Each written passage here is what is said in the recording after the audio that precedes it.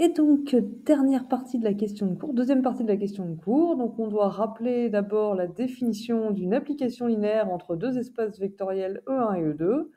Si j'ai une application entre E1 et E2, quand est-ce qu'elle est linéaire? On dit qu'elle est linéaire si, d'une part, pour tout vecteur U et V de E1, f de u plus v, c'est f de u plus f de v. Si je fais la somme de u et v dans E1 et ensuite je donne à manger à f, ça fait la même chose que f de u, f de v, et je fais la somme dans E2. Et si je prends un vecteur dans E1 et un scalaire lambda, alors f de lambda u, ça doit faire lambda fois f de u. Si ces deux conditions sont vérifiées, la fonction est linéaire. Il n'y a pas besoin que f de 0 soit égal à 0 pour qu'elle soit linéaire, même si c'est toujours le cas. On peut aussi le faire d'un seul coup en disant que f est linéaire si quand j'ai deux vecteurs u et v dans E1 et un scalaire lambda, alors f de u plus lambda v égale f de u plus lambda fois f de v.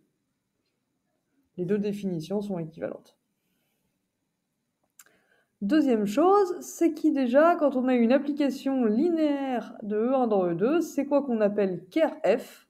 Kerf, c'est ce qu'on appelle le noyau de f, de kernel en allemand et aussi en anglais.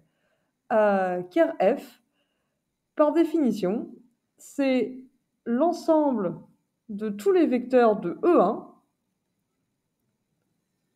tels que f de x, ça fait le vecteur nul de E2. Donc attention, c'est pas le vecteur nul de 1, c'est pas le vecteur nul d'un espace vectoriel E qui n'existe pas, c'est le vecteur nul de E2.